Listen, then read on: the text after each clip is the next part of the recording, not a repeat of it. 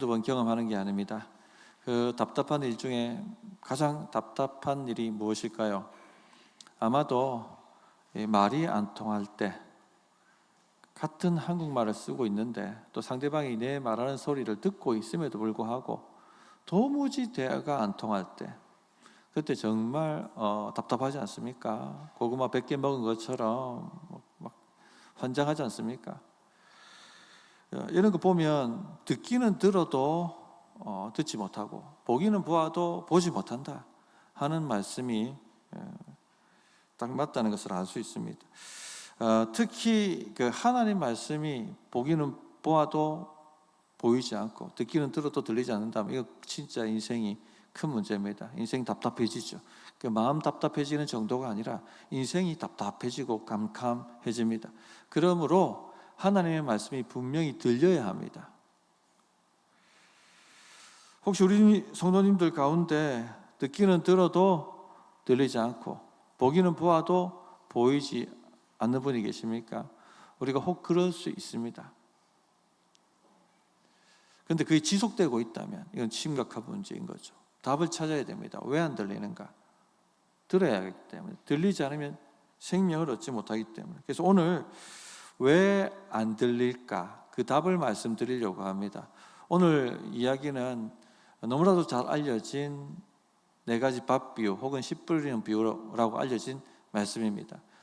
길가밭, 돌짝밭, 가시떨기밭, 그리고 좋은 밭, 이 밭에 떨어진 씨들에 대한 얘기인데, 요 밭에 대한 얘기는 다음 주에 좀 더 자세히 하겠습니다. 오늘은 왜 예수님께서 비유로 말씀하셨는가 하는 이유를 얘기를 드리려고 합니다. 이 이유를 통해서 왜 말씀이 안 들리는가 하는 것에 대한 답을 찾을 수가 있습니다. 자, 먼저 주님은 진리를 잘 이해하도록 도우신다 하는 것을 명심하시기 바랍니다. 11절에 보시면 이르시되 하나님 나라의 비밀을 너희에게는 주었으나 외인에게는 모든 것을 비유로 하나니, 이렇게 말씀하셨습니다. 하나님 나라 비밀을 너희에게 주기 위해서 비유로 말씀하신다는 것입니다. 하나님 나라 비밀을 너희가 잘 깨닫도록 하기 위해서 비유로 말씀하신다는 겁니다. 예수님께서 이 씨 뿌리는 비유를 시작으로 하나님 나라 비밀을 비유로 설교하시거든요. 비유로 말씀을 하십니다. 그런데 제자들이요, 주님 이 비유의 말씀을 바로 이해하지를 못했습니다. 깨닫지를 못했습니다. 그래서 조용할 때 예수님께 나아가서 묻습니다. 주님, 비유를 설명해 주십시오. 이해가 안 됩니다. 그때 말씀하셨던 대답이 11절 말씀입니다. 이르시되 하나님 나라의 비밀을 너희에게 주었으나 너희들 못 알아듣도록 하기 위해서 비유로 말하고 있는 것 아니야. 너희들이 더 잘 쉽게 이해할 수 있도록 비유로 말하는 거야. 지금 그 얘기를 주님이 하고 계신 것입니다. 비유라고 번역한 헬라 단어가 파라볼레라는 단어입니다. 파라볼레는 2가지를 나란히 놓아 비교한다라는 뜻입니다. 하나님 나라 진리를, 보이지 않는 그 하나님 나라의 영적 진리를 보이는 일상이나 보이는 자연 현상과 나란히 놓고 비교해서 잘 이해하도록 설명하는 것이, 알아듣도록 하는 것이 바로 이 파라볼레, 비유라는 얘기입니다. 주님께서 제자들에게 비유로 말씀하시는 것은 수수께끼 하려고 하는 것이 아니고, 너희들이 좀 더 영적 진리를, 하나님 나라 비밀을 잘 깨닫도록, 쉽게 이해하도록, 그렇게 내가 설명하기 위해서 비유로 하는 것이다, 그렇게 말씀하고 있습니다. 이것이 주님이 비유로 설교하시는 이유입니다. 성도님들, 하나님께서요, 우리가 하나님의 말씀을 잘 이해하도록 도우신다는 것, 이것을 꼭 명심하시기 바랍니다. 하나님의 말씀은 수수께끼가 아닙니다. 목사만 알아들을 수 있는 말씀이 아니에요. 누구나, 성도라면 누구나 알아들을 수 있도록, 쉽게 이해할 수 있도록 그렇게 말씀하신 것이 하나님의 말씀입니다. 시편 119편 130절에 보면 주의 말씀을 열면 빛이 비치어 우둔한 사람들을 깨닫게 하나니, 이렇게 말씀하십니다. 아무리 우둔한 사람이라 할지라도 성경을 열고 읽으면 깨달아지도록 만들어 놓은 것이 성경입니다. 이해되어서 하나님의 진리를 믿고 지혜롭게 될 수 있도록 그렇게 씌워진 것이 성경이라는 것입니다. 어린아이들도 이해하기 쉽습니다. 디모데 후서 3장 15절에 보면 또 어려서부터 성경을 알았나니 성경은 능히 너로 하여금 그리스도 예수 안에 있는 믿음으로 말미암아 구원에 이르는 지혜가 있게 하느니라. 이 디모데를 향해서 한 말씀이거든요. 어린 디모데가 어려서부터 성경을 읽었습니다. 그 성경은 어린 디모데가 이해하고 깨달아서 구원에 이르는 믿는 지혜를 주었다라고 말씀하고 있습니다. 그러니까 어린 아이들도, 우리 교육부서 아이들도 읽으면 쉽게 이해하고 깨달을 수 있도록 하나님께서 성경을 기록하셨다는 것입니다. 하나님의 말씀은 우리에게 수수께끼가 아닙니다. 못 알아듣도록 하신 말씀이 아닙니다. 누구나 쉽게 알아듣도록 하신 말씀이라는 것입니다. 그런데 많은 분들이 성경이 어렵다라고 생각합니다. 읽어도 무슨 말인지 모른다라고 생각합니다. 그러니까 읽으려고 시도조차 하지 않습니다. 이해하려고 시도조차 하지 않습니다. 그냥 딱 덮어버리는 것입니다. 이 생각의 틀을 바꾸셔야 됩니다. 하나님의 말씀은 쉽다. 하나님은 우리가 쉽게 이해하도록 도우신다. 이 생각을 가지고 계셔야 돼요. 그래 해야지 성경을 읽습니다. 물론 성령께서 깨닫게 하셔야 되죠. 성경을. 성령이 깨닫게 하신다는 얘기입니다.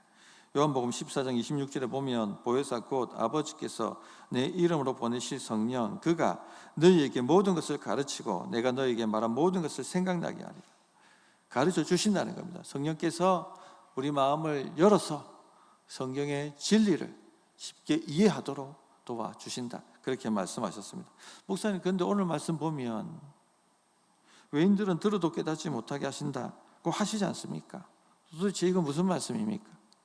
그렇게 질문하실 수가 있겠습니다. 맞습니다. 외인들에게 비유는 아무리 들어도 들리지 않고 아무리 보아도 보지 않게 만드는 심판의 도구가 됩니다.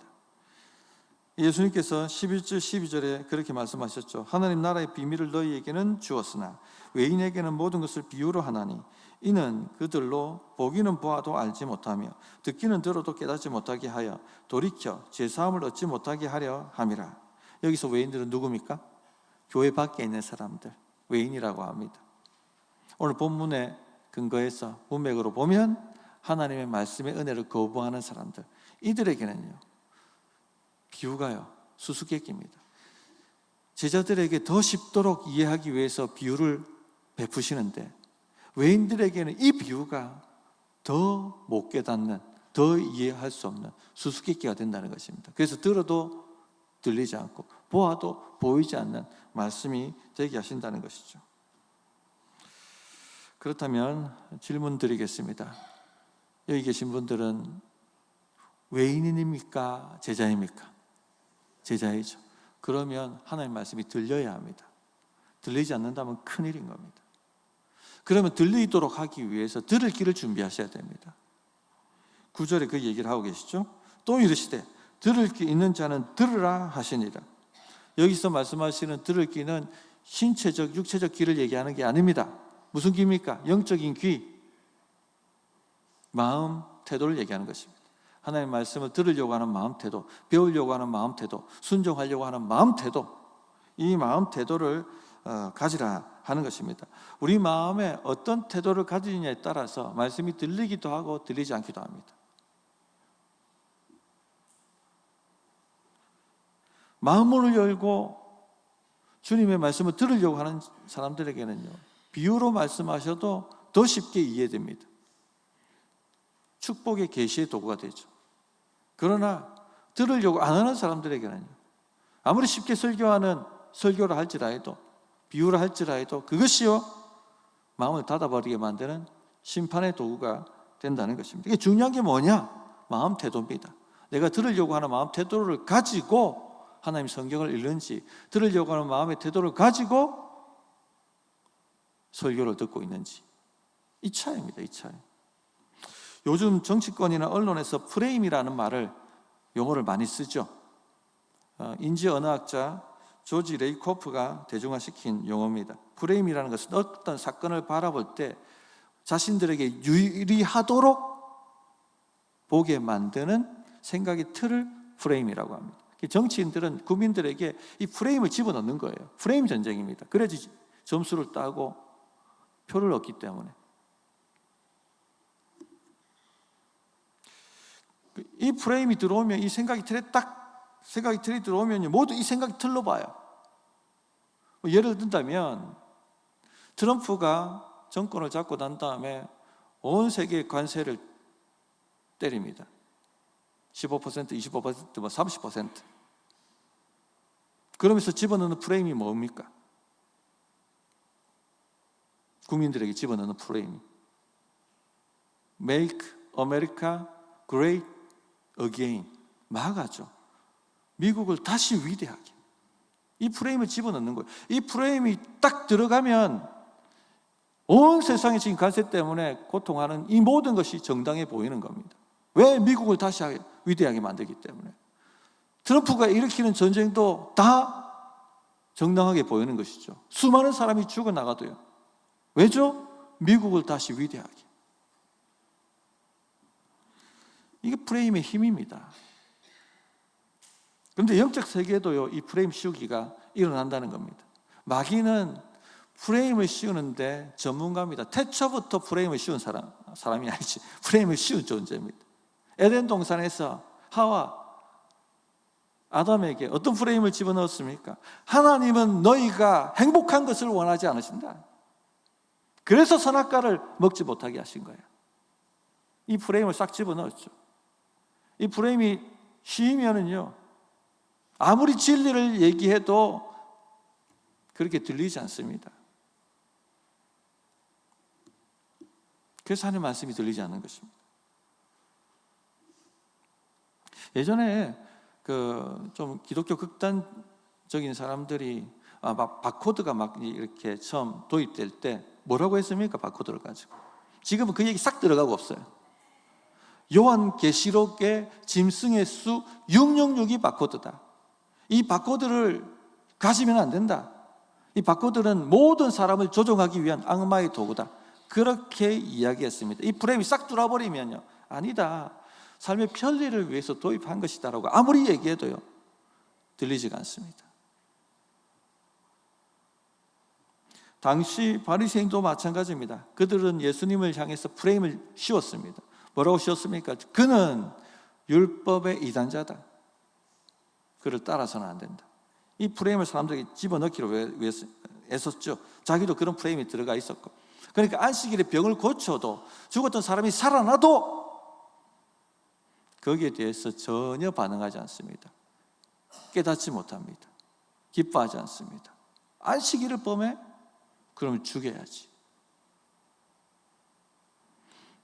지금 귀신이 도망가고 쫓겨나가고 안전병이가 일어나고 문투병이 치유되고 눈먼자가 눈 뜨고 중풍병이 일어나고 이래도요 아무 상관없는 거예요. 지금 하나님 나라가 가까워왔다는 걸 깨닫지 못하는 겁니다. 안식일을 범해? 죽여야지.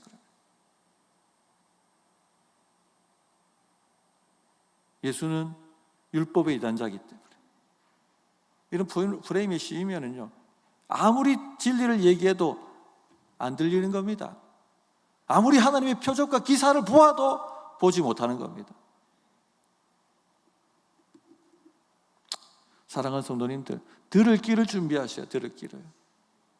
그러기 위해서는 여러분의 마음에 있는 이 마귀가 가져다 주는 프레임을 걷어버려야 됩니다. 의심의 프레임, 불신의 프레임,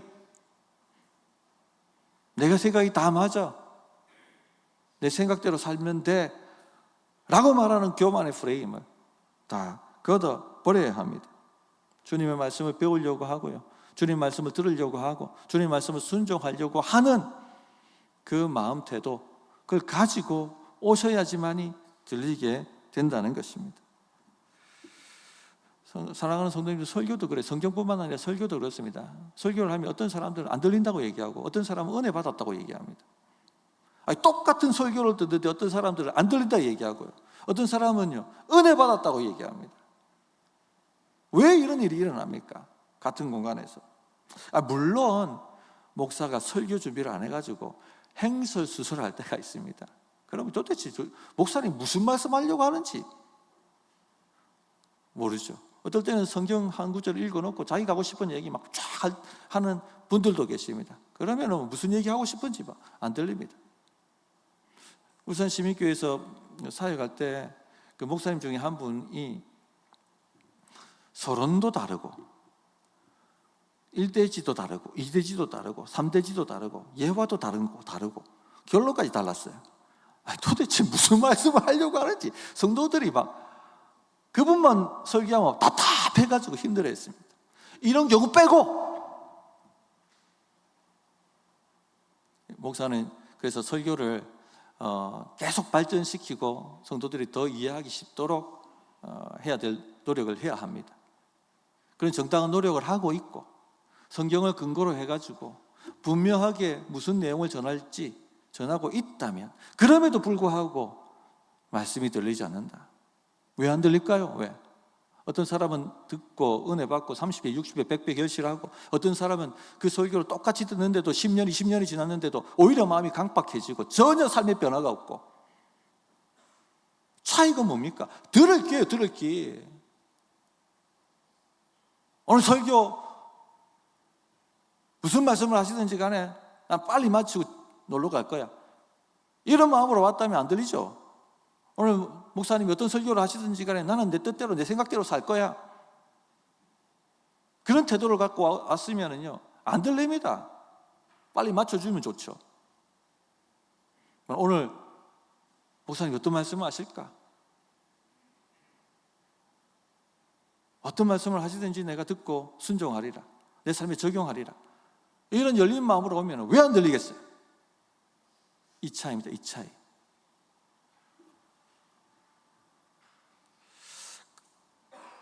목사님 안심하십시오.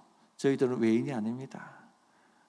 이렇게 말씀하실 것 같습니다. 맞습니다. 저는 우리 성도님들이 설교를 듣는 태도를 보면 막 꿀떡꿀떡 받아먹는 것 같아요. 여기 강단에 서면은 느껴집니다. 이게 말씀을 전할 때 튕겨 나오냐 아니면은 꿀떡꿀떡 들어가느냐. 우리 성도님들을 잘 받아 드시는 것 같습니다. 그런데 우리가 항상 경계를 해야 됩니다. 마귀는 누구라고요? 프레임을 씌우는데 전문가. 태초부터 그렇게 해왔습니다. 몇 주 전에 저는 우리는 예수님께서 집중적으로 기도하여 세우신 그렇게 원하셔서 부르신 하나님의 대사다. 그렇게 말씀을 나누었습니다. 뿐만 아니라 귀신을 쫓아낼 마귀를 결박할 권능이 우리에게 주어졌다라고 말씀을 함께 나누었습니다. 그러나 사단이 우리 마음에 어떤 프레임을 씌웁니까? 그래봤자 우리는 패배자야. 나는 패배자야. 내가 하는 일은 안 돼. 내 인생은 안 돼. 하나님 나를 안 도와주셔. 이런 프레임을 씌우지 않습니까? 이게 딱 이 생각 딱 들어오면요 아무리 귀한 약속의 말씀을 선포한다 할지라도 들리지 않습니다. 나하고 상관없는 말씀이죠. 은혜가 안 되죠. 또 저는 지금도 신유의 능력을 믿습니다. 성령의 능력으로 교회는 복음을 전파해야 합니다. 그런 말씀을 또 여러 번 나누었습니다.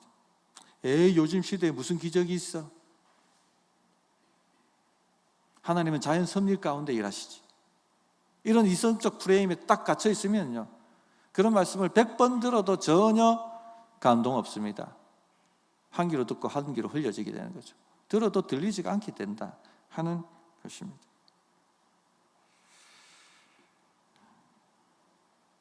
말씀이 복의 통로가 아니라 심판의 도가 되는 거예요. 성도님들, 영적 프레임에 씌인다는 것이요 남의 이야기가 아닙니다. 우리가 일상으로 경험하는 영적 전쟁입니다. 그래서 성경은 모든 생각을 사로잡아 그리스도에게 복종시키라고 얘기하고 로마서 8장에는 마음을 새롭게 함으로 변화를 받으라 라고 고면하고 있습니다. 성도님들, 하나님 말씀이 심판의 도가 되어야 되겠습니까? 매주일 설교 듣는데 매주일마다 마음이 강팍해지고 딱딱해지고 그래 되면 되겠습니까? 들을 길을 만드십시오. 말씀이 들려져야 합니다. 그래야 삽니다. 세 번째, 질문하십시오. 질문. 이 외인들의 특징이 뭐냐면 질문하지 않는다는 겁니다. 비난하고 비판하지만 절대 와서 묻지는 않습니다. 왜 안 묻을까요? 이해하고 싶지 않으니까. 내 생각이 맞는데 뭘 이해할 게 뭐가 있습니까? 그래서 바리새인과 서기관들의 모습을 보십시오. 성경을, 신약 성경에 나오는 그들은 주님께 절대 질문하지 않습니다. 마가복음 2장에 보면 예수님께서 중풍병자를 고치실 때 보통은 내 믿음대로 되라, 일어나 걸어라 하고 이렇게 고쳐주셨는데 그날따라 주님께서 소자야 내 제사함을 받았느니라 이 말씀을 하셨어요. 이해가 안 된 겁니다. 도대체 왜? 이해가 안 되면 어떻게 됩니까? 물으면 되는 거예요. 질문하면 되는 거예요. 그런데 바리새인과 서기관들 질문하지 않습니다. 비난할 뿐입니다. 왜죠? 이해하기 싫으니까. 그래서 마가복음 2장 6절부터 7절에 보면 어떤 서기관들이 거기에 앉아서 마음에 생각하기를 이 사람이 어찌 이렇게 말하는가? 신성모독이로다. 오직 하나님 한 분 외에 누가 능히 죄를 사하겠는가? 자기 생각 속에 그냥 틀렸다. 저렇게 얘기하나? 신성모독이다. 비난하고 판단할 뿐 묻지 않습니다. 그러나 제자들은 완전히 다르죠. 제자들은 말씀이 이해되지 않을 때 항상 질문합니다. 이 성경을 보십시오. 제자들의 모습 보면 항상 그래요. 오늘 10절 말씀 보면 제자들이 비유가 이해가 안 되니까 어떻게 합니까? 예수님께 나와 조용히 묻습니다. 10절에 예수께서 홀로 계실 때에 함께 한 사람들이 12제자와 더불어 그 비유에 대하여 물으니. 그래서 복음서에 나오는 제자들의 특징이 뭐냐? 항상 묻는다. 자주 질문한다. 이것이 바로 제자들의 특징입니다. 변호산에서 내려오셨을 때 간질병 귀신 들린 사람을 제자들이 고치지 못해가 우왕좌왕할 때 예수님이 내려오셔서 한 방에 고쳐주시지 않습니까? 제자들이 왜 우리는 못 고쳤을까? 이해가 되지 않았습니다. 그럼 어떡합니까? 조용할 때 주님께 나와서 질문하고 묻습니다. 집에 들어가시매 제자들이 조용히 묻자오되 우리는 어찌하여 능히 그 귀신을 쫓아내지 못하였나이까? 주님께서 이런 이유는 기도 외에는 나감이 없다 하고 영적 진리를 가르쳐 주시죠. 마태복음에 보면 가라지 비유가 나옵니다. 그 비유 하셨을 때도 제자들이 이해를 못했어요. 그 어떻게 합니까? 질문합니다. 또 이에 예수께서 무리를 떠나서 집에 들어가시니 제자들이 나와 이르되 밭의 가라지의 비유를 우리에게 설명하여 주소서. 입으로 들어가는 것이 사람을 더럽게 하지 않는다 라는 말씀을 하셨을 때도, 부자가 천국에 들어가기 어렵다 라는 말씀을 하셨을 때도 제자들이 나와서 주여 이해하지 못하겠습니다. 이 비유를 우리에게 설명해 주십시오. 가르쳐 주십시오. 그렇게 말씀하셨어요. 이게 성경을 보면 제자들이 수도 없이 질문합니다. 왜? 이해하고 싶으니까, 깨닫고 싶으니까. 이게 차이입니다. 이게 차이. 그래서 주님께 나와서 묻고 질문하는 사람들은 깨닫고 이해하고 성장하고 발전합니다. 30배, 60배, 100배 결실을 맺죠. 그러므로 성도님들, 말씀이 이해되지 않을 때, 내 생각과 충돌할 때, 내 이성으로 납득이 되지 않을 때, 믿어지지 않을 때 판단하고 비난하고 정죄하지 마시고 주님께 나와서 질문하십시오. 주님, 이 말씀 제게 어렵습니다. 주님, 이 말씀 제가 받기 어렵습니다. 이해가 되지 않습니다. 좀 가르쳐 주십시오. 믿음을 주십시오. 그렇게 해보시라는 겁니다. 에베소서 1장 17절 18절에 지혜와 계시의 영을 너희에게 주사 하나님을 알게 하시고 너희 마음의 눈을 밝히사. 성령께서 그렇게 구하면 우리 눈을 밝히셔서 말씀이 이해되도록, 깨달아지도록, 믿어지도록 역사해 주신다는 것입니다. 사랑하는 성도님들, 질문하십시오. 그러면 주님께서 깨닫게 만드시고 순종하게 만드시고 경험하도록 만들어 주십니다. 말씀을 정리하겠습니다. 말씀이 안 들릴 때, 우리가 신앙생활 하다 보면 늘 계속 하이를 치는 건 아니잖아요. 침체도 있고. 그러다 보면 말씀이 안 들릴 때가 있습니다. 안 들릴 때, 근데 지속되면 문제가 된다는 겁니다. 그럴 때는 원인을 찾아야 되죠. 답을 얻어야 합니다. 먼저 아셔야 될 것은 하나님 말씀은 누구나 이해하기 쉽도록 쓰여졌다는 것. 하나님 말씀 읽어도 모른다, 이해 못한다, 목사만 한다, 이런 가짜 프레임에 속지 마세요.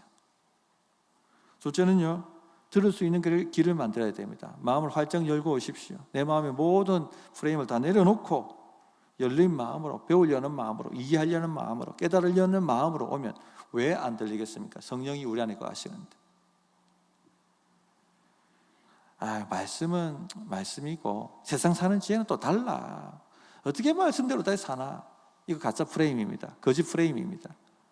이게 생각이 싹 들어가 있으면요, 어떤 말씀을 전해도 안 들려요. 여기로 들어와서 여기로 나가는 거죠. 셋째, 질문하십시오. 주의 말씀이 생명의 말씀이라면, 내 삶에 생명을 준다면, 주의 말씀이 내게 들려지면 내 인생 문제가 해결된다고 믿으시면 들어야 되는 거죠. 이해해야 되는 거죠. 삼켜야 되는 거죠. 그러므로 질문하십시오. 그런 은혜가 있기를 바랍니다. 자, 합심해서 기도하겠습니다. 하나님 아버지, 들을 길을 주십시오. 제 마음에 모든 가짜 프레임을 걷어내게 해주십시오. 오늘 배우려는 마음으로, 이해하려는 마음으로, 순종하려는 마음으로 나옵니다. 도와주옵소서. 합심하게 기도하겠습니다.